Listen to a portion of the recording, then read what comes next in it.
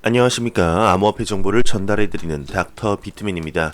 네, 화요일도 슬슬 마무리가 되고 있습니다. 오늘 하루 남은 시간도 잘 마무리하시길 바라면서 제가 준비한 소식으로 바로 넘어가도록 하겠습니다. 일단 소식 전달해드리기 전에 코인마켓캡에서 가격 먼저 보고 넘어가도록 하겠습니다.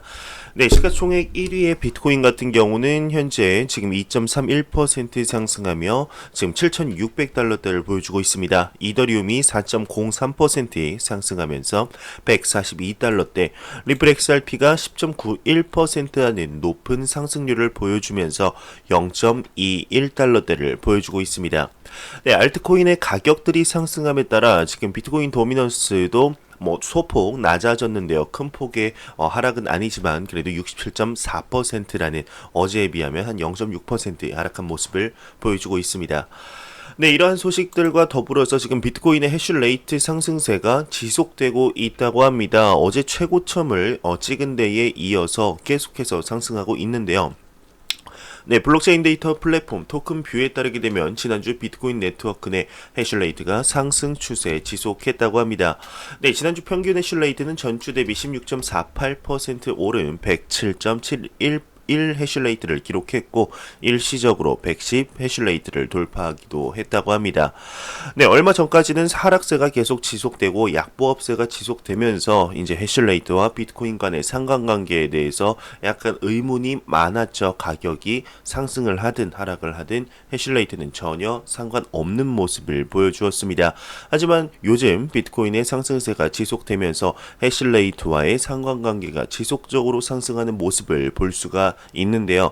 네, 이 지속적으로 이제 상관관계 계속 높아진다는 건 네, 암호화폐 가격이 계속해서 상승했으면 좋겠습니다. 정말 단기적인 상승이 아니길 바라봅니다. 네, 어제는 이제 코인베이스의 CEO 브라이언 암스트롱이 2020년 암호화폐 10가지 예측을 했죠. 이번에는 코인게코의 공동 창업자가 2020년 암호화폐 시장에 10가지 예측을 했습니다. 네, 2019년 이제 암호화폐 시장 데이터 제공 플랫폼 코인게코에게 가짜 거래량 대책의 신뢰 점수의 도입, 금융 파생 상품 거래 데이터의 제공 등 핵심 제품을 출시한 알찬 해였다고 합니다. 코인게코에게 있어서 알찬 해였다고 하네요. 네, 암호화폐 업계 전체로는 페이스북의 리브라의 발표, 중국의 블록체인 전환, 디파이, 탈중앙화 금융의 성장 등이 큰 트렌드였죠. 네, 이번 2020년에는 어떤 트렌드가 중요하게 되는지 코인게코의 공동 창업자의 바비 옹이 지난해 연말 트위터상에서 공개한 10가지 예측을 소개한다고 합니다. 네, 일단 첫 번째로는 비트코인 반감기의 영향으로 비트코인의 가격이 상승할 것이라고 합니다. 네, 4년에 한 번 비트코인의 반감기 도래로 비트코인 가격은 상승한다고 생각을 한다고 합니다.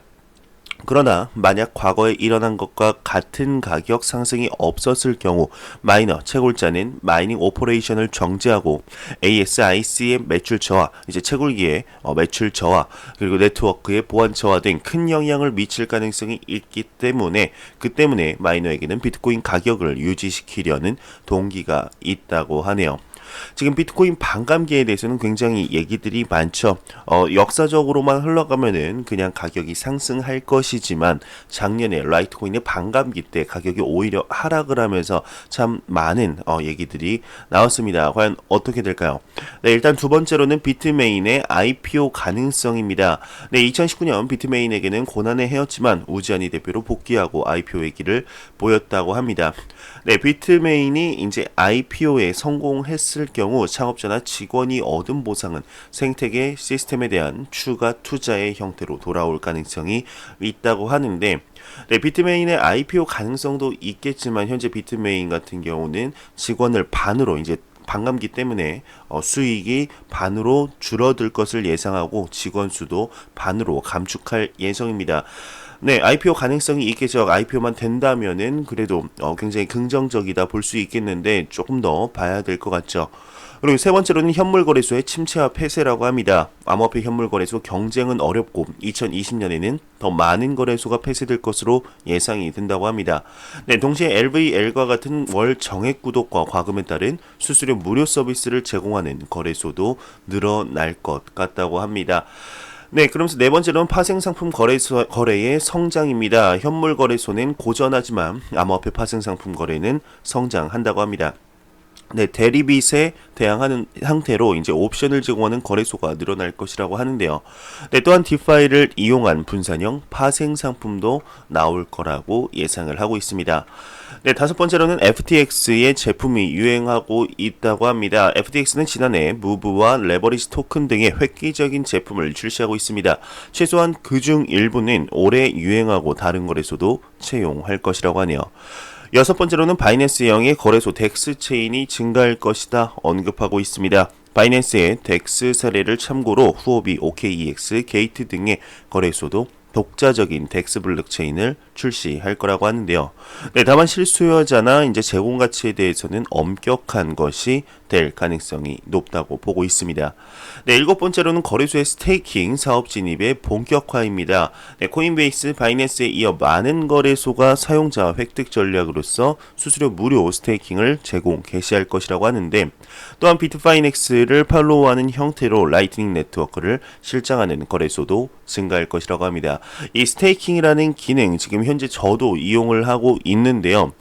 굉장합니다. 지금 암호화폐 대부분의 거래소나 지갑에 보면은 그 스테이킹, 그러니까 예치를 하는 거죠. 네, 그 자금을 예치하고 그에 맞는 예치한 암호화폐로 이자를 받는 건데요. 이거 잘 알아보시고 하시면 굉장히 좋은 것 같습니다. 지금 제가 사용하는 그 앱 같은 경우는 지금 테더를 스테이킹 해놨습니다. 가치 변동이 이제 달러와 연동돼 있는 테더를 스테이킹 했는데, 네, 연 이자율이 일단 10%라 그래서 1000달러를 해봤습니다. 네, 확실하게 이자는 매일매일 들어옵니다.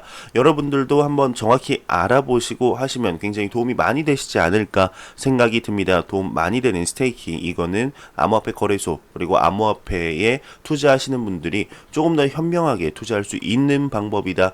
강력하게 추천드리고 싶습니다.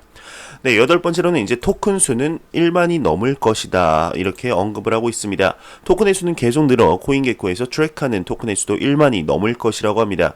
네, 또한 올해는 정부나 중앙은행이 발행하는 코인이 나타날 것이고, 그리고 거대 기업의 토큰 발행 사례도 증가할 것이다 언급을 하고 있는데, 1만 개가 넘는다, 그렇게 좋은 거는 아니죠. 코인 수가 너무나 이제 쓸데없는 코인 수가 많게 되면은 오히려 잡음들이 많이 들릴 가능성이 있습니다.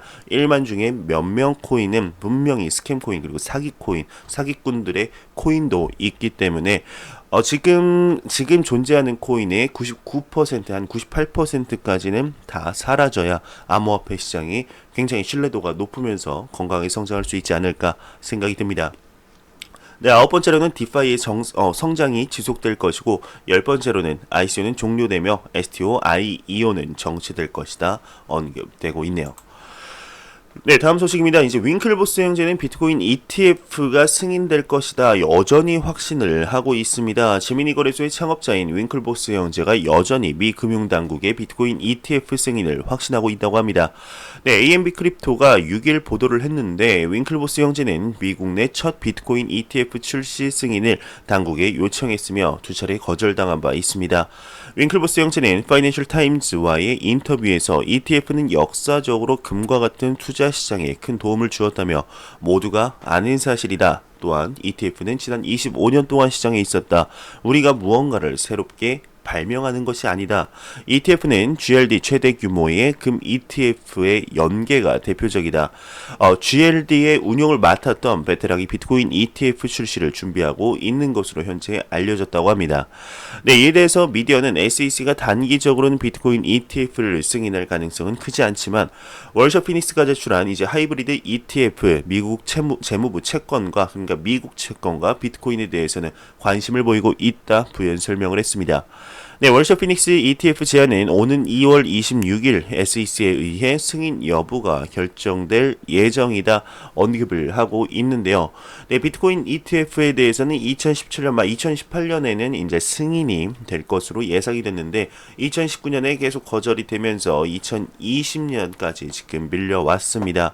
월셔 피닉스의 ETF, 여기서도 나오듯이 지금 미국 채권과 비트코인의 연동으로 인해서 리스크를 확 줄이겠다, 여태까지 ETF가 거절당했던 이유들을 모두 우리가 보완을 해냈다. 이거는 ETF 거절당할 일이 없다라고 확신을 하고 있습니다. 월셔 피닉스뿐만 아니라 윙클보스 형제도 확신하고 있는데 보통 이제 자산의 탄생부터 해서 ETF 승인까지는 굉장히 많은 시간이 걸리게 됩니다. 네, 2020년 참 많은 지금 이벤트들이 있는데 특히 비트코인 반감기 등 많은 암호화폐 시장을 제도권 안으로 들이기 위한 하나만 성공해도 크게 드릴 수 있는 소식들이 많죠. 네, 비트코인 ETF 과연 2020년 승인이 되게 될지 2월달 안에 혹시 승인이 되게 된다면 크나큰 상승 견인 소식으로 호재거리로 작용할 수 있다 생각이 들게 됩니다.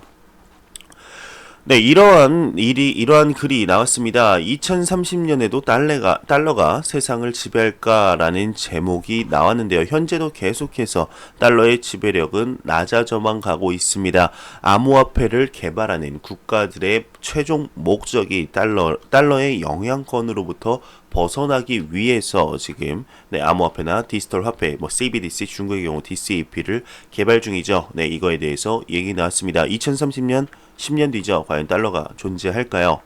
네, 지난 100년간 전 세계 통화 경쟁에서 미국 달러가 확고하게 지켜온 우위가 조금씩 흔들리고 있다고 합니다. 네, 중국 인민폐는 이제 달러의 지위를 호시탐탐 노리고 있는데 각국 중앙은행의 핵심 인사들이 지속 가능한 글로벌 통화 정책을 수립해야 한다 촉구하고 있습니다. 네, 이런 가운데 지금 암호화폐는 급진적인 대안으로 떠오른 건데요. 네, 그러나 2020년이 시작된 현재 달러는 글로벌 자본시장에서 그 어느 때보다 강건한 모습이라고 합니다. 네, 국제통화기금 IMF에 따르게 되면 중앙은행 외화보유고에서 미국 달러가 차지하는 비율이 2010년 1월 1일부터 10년 동안 거의 변함없이 62%였다고 합니다. 유로화의 비중은 이제 오히려 줄었다고 하는데요. 네, 일본 엔화는 지금 1980년대에 달러를 잠시 위협했지만 이제는 고작 5.4%를 차지하고 있습니다. 네, 1차 세계대전이 발발하기 전까지 100년간 전 세계 기축통화였던 영국 파운드화는 4.4%로 줄었고 브렉시트 여파로 더욱 힘을 잃었죠. 네, 디지털 자산은 종종 화폐의 미래로 찬양받지만 정부 발행 화폐와는 달리 거래 수단이자 투자 대상으로 고려조차 되지 않는 경우도 많다고 합니다. 네, 비트코인 시가총액은 1,330억 달러죠. 중앙은행들이 이제 인민폐에 할당한 최소 요건 2,180억 달러보다 훨씬 낮습니다. 네, 패권이 저문다라는 부제를 보도록 하겠습니다. 그러나 달러의 패권은 분명 공격을 받고 있습니다. 여러 경제학자와 전 세계 정치 지도자들이 지금의 세계 통화 시스템 및 금융 시스템은 지속 불가능하다고 불공평하다며 주장을 하고 있는 것이죠. 미국 소비자들은 달러의 강세 덕에 혜택을 누리고 있습니다. 달러가 강하면 수출보다 수입이 더 많은 미국에 사는 사람들에게 다른 나라들이 보조금을 주는 셈이죠. 네, 또 미국 재정적자는 매년 1조 달러 넘어가지만 달러로 표시된 자산의 국제적인 수요가 높게 유지되는 덕분에 국채의 금리를 낮게 유지할 수 있습니다. 네, 머지않아 달러가 몰락할 수 있다는 예측이 꾸준히 나오지만 어쨌든 지금까지는 달러는 굳건히 그 자리를 지켰다고 하네요. 네, 1990년대 말 빌 클린턴 대통령의 경제자문위원장을 역임한 브루킹스 연구소의 마틴 베일리 선임 연구원은 이 상황을 양치기 소년에 비유하며 이렇게 꼬집었습니다. 늑대가 항상 나타나지 말라는 법은 없다. 지난 8월 영국 중앙은행인 잉글랜드 은행의 마카카니 총재는 달러의 굳건한 입지와 날로 커지는 변화에 대한 요구가 충돌하는 상황을 언급했었죠. 네, 미국 연준이 주최한 잭슨홀 경제정책 심포지엄에서 연설을 나선 카니 총재는 달러의 강세가 신흥국의 불안정 요소로 작용할 뿐 아니라 전 세계적으로 저축 과잉을 야기해 인위적으로 금리를 낮추는 효과가 있다, 이렇게 지적을 했습니다. 연준 제롬 파월 의장도 금리나 너무 높다는 불만을 서슴없이 내뱉는 도널드 트럼프 대통령이 이에 이제 걱정해야 할 문제가 하나 더 늘어난 것이다 언급을 했는데요. 네, 그렇다면 어떻게 해야 될까요? 카니 총재는 중앙은행이 발행한 여러 디지털 화폐의 네트워크를 구축해 이른바 종합적 패권 통화를 만들면 달러를 대체할 수 있다. 국제 통화 시스템도 한층 안정될 것이다 언급하고 있습니다. 네, 달러는 영국 파운드가 빚더미에 허덕이던 20세기 초에 전 세계 금융 시스템의 기축 통화로 부상했었습니다. 네, 앞서 19세기 초에 이제 네덜란드의 길더가 프랑스의 나폴레옹 황제의 침략을 받아 왕자를 내줬었죠. 네, 오늘날 전 세계 어디를 가든 달러가 있습니다. 세계 각지의 은행은 상업이나 결제에 달러를 사용하는 기업과 일반 고객의 소유를 맞추기 위해 이제 달러를 쌓아두게 되죠. 네, 비트코인도 보통 달러로 가격을 매깁니다. 미국 화폐의 가치가 연동되는 디지털 스테이블 코인도 늘어나는 추세죠. 페이스북이 발표한 디지털 자산 리브라는 가치를 연동할 통화 바스켓의 절반을 달러로 구성할 계획이라고 밝혔습니다. 네, 중국의 디지털 위안화도 달러의 대용이 될 수 있다고 하는데 이는 달러의 우세를 뒤집어 보려는 노력의 일환일 수도 있다고 합니다. 현재는 미국 달러가 장악하고 있는 주요 화폐 지표의 위안화의 가치를 연동하려는 시도라고 하는데요. 네, 20세기 초에 미국 경제가 영국을 따라잡은 뒤에도 달러가 준비 통화로 파운드를 대체하기까지는 25년이 이제 걸렸다고 합니다. 네, 지금 이제 번거롭고 비용이 들기 때문에 원래 하던 대로 기존의 준비 통화를 쓰려는 이런 경향이 있어서 지금 계속해서 달러에서 다른 디지털 화폐로 넘어가기까지는 짧지만 나중에는 화폐 개혁이 있을 것이다 언급이 되면서 마무리되고 있습니다.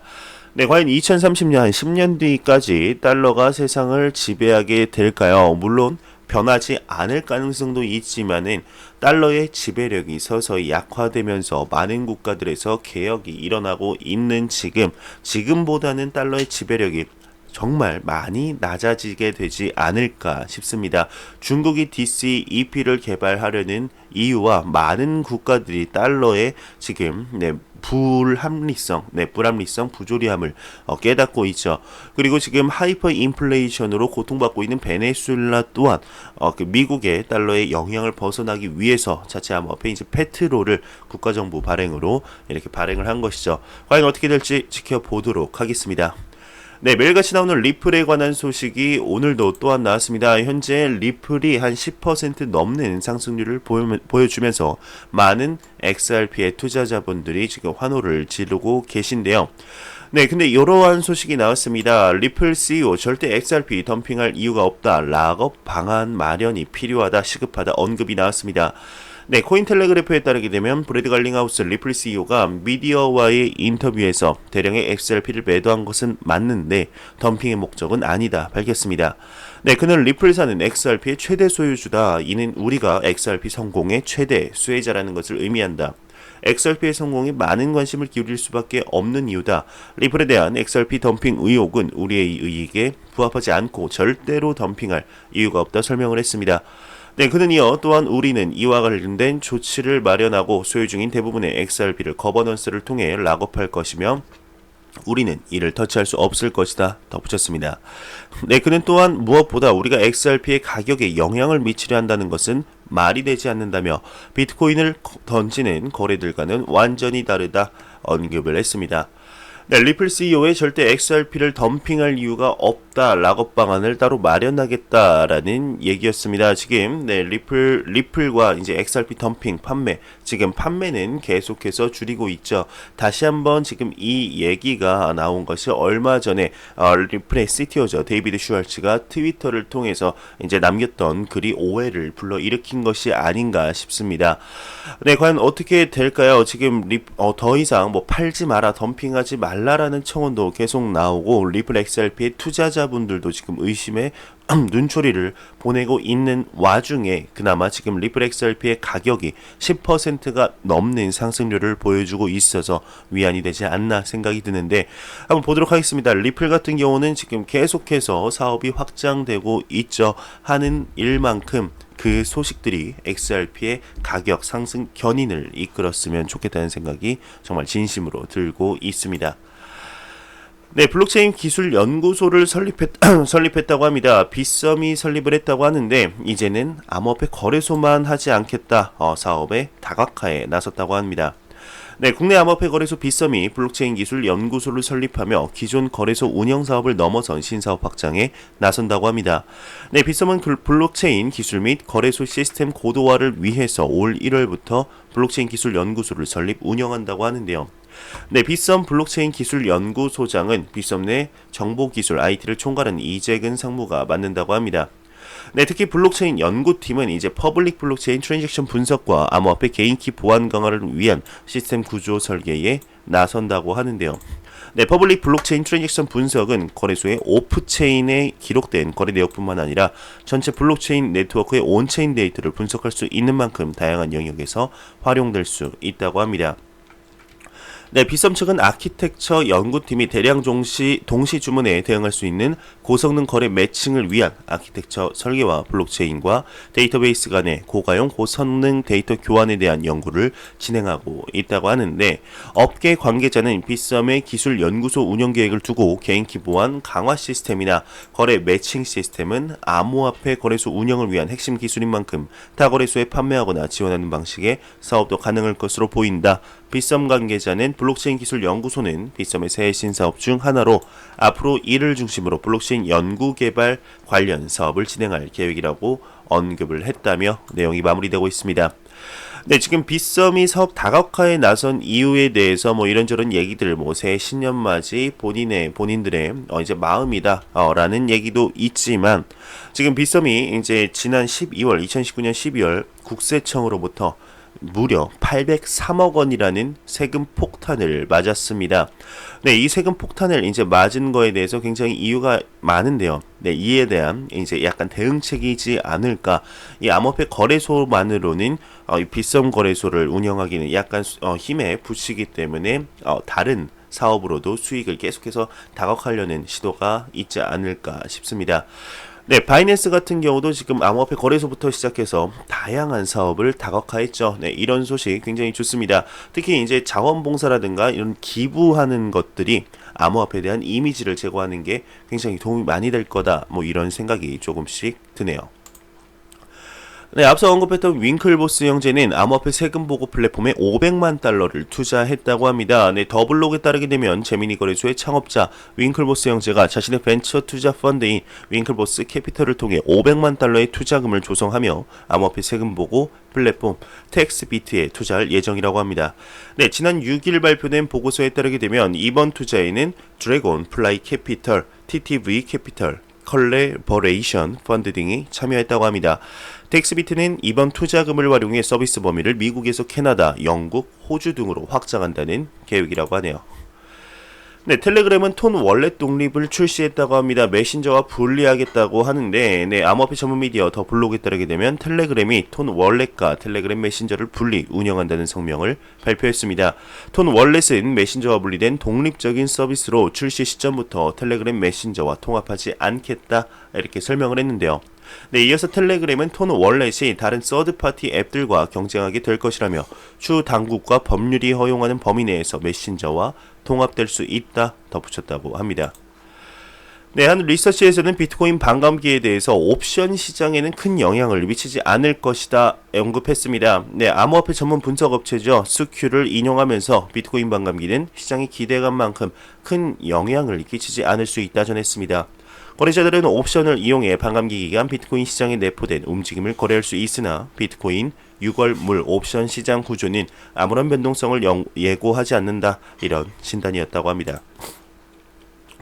네, PwC 스위스는 체인 시큐리티와 제휴를 맺으며 블록체인 기술 감사 서비스를 제공할 예정이라면서 이제 싱가포르 블록체인 투자 펀드는 2천만 달러를 조달받았다고 합니다.